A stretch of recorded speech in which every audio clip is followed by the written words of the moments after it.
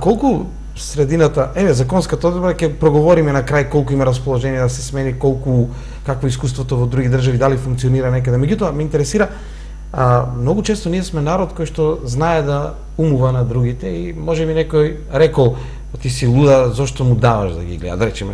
Предпоставам дека се случило.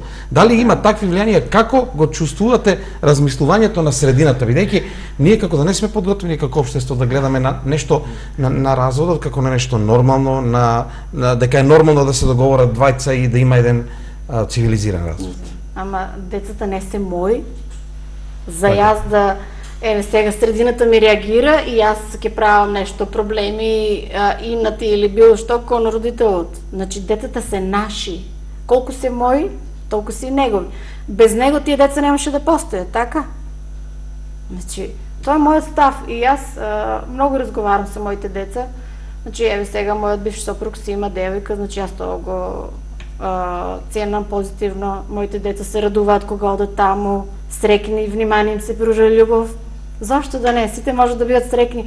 Значи, кај нас во Македонија, значи, кога се случува развод, значи, тоа е, не знам како што се случило, луѓето губат контрола. И едниот и другиот настануваат многу големи проблеми, од кои што на крајот децата го извлекуваат по дебелиот крај, али тоа ќе го видиме после 10-20 години. Значи, сега уште не се осеќа, али ќе се осети кога тие деца ќе порастат. Има една статистика во иницијативата која што кажува за негативните последици. А може само да биде толку едноставно. Значи, колку е моје детето, толку е и негово. Кога сака може, значи, моите деца, тоест нашите деца да се исправам, кога сакат одат кај другиот родител. Кога сакаат они, не јас кога сакам.